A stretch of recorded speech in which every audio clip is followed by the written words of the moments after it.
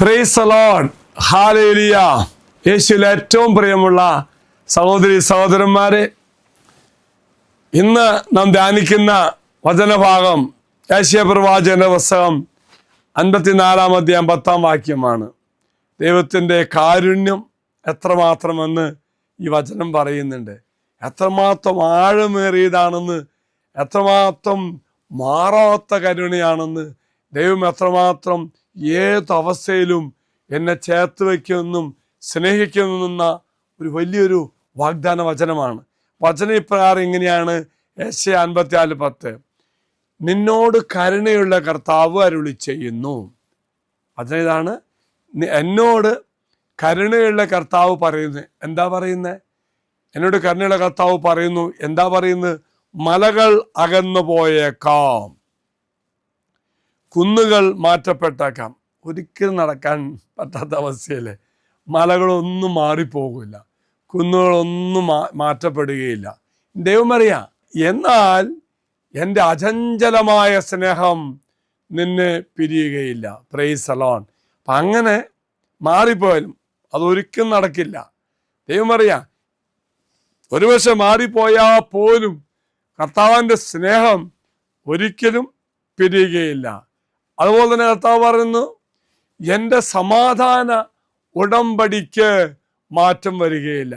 അപ്പം എന്നോട് ദൈവം നടത്തിയ ആ ഉടമ്പടിയിലെ സ്നേഹത്തിൻ്റെ ഉടമ്പടി, എന്നെ കാത്തു പരിപാലിക്കുമെന്ന്, എന്നെ അനുഗ്രഹിക്കുന്നു പറഞ്ഞ ആ സ്നേഹത്തിൻ്റെ ഉടമ്പടിയിലെ ആ ഉടമ്പടിക്ക് മാറ്റം വരികയില്ല. Praise the Lord. ഈ പ്രഭാതത്തിൽ പ്രേമുള്ളവർ, മനോഹരമായ ദൈവത്തിൻ്റെ ഒരു വാഗ്ദാനമാണ്.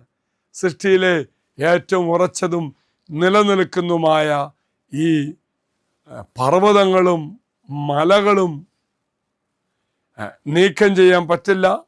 നീക്കം ചെയ്യപ്പെട്ടാൽ പോലും, ഇളകി മാറിയാൽ പോലും സംഭവിക്കാത്ത അതിനേക്കാളും ശക്തമായ ഒന്നാണ് ദൈവത്തിൻ്റെ അചഞ്ചലമായ സ്നേഹം, ദൈവത്തിൻ്റെ ദയ.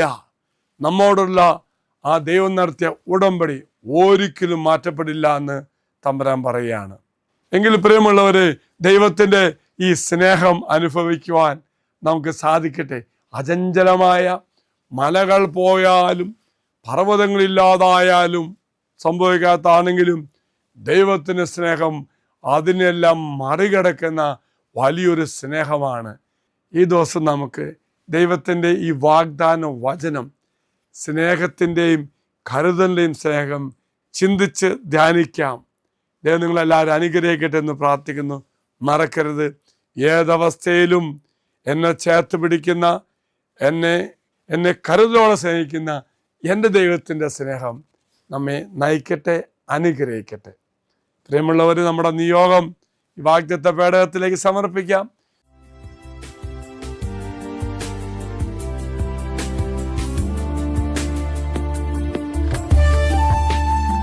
ഇത് നിങ്ങൾ സമർപ്പിച്ച നിങ്ങളുടെ എല്ലാ നിയോഗങ്ങളും അൾത്താരയിലേക്ക് അച്ഛൻ സമർപ്പിക്കുന്നു.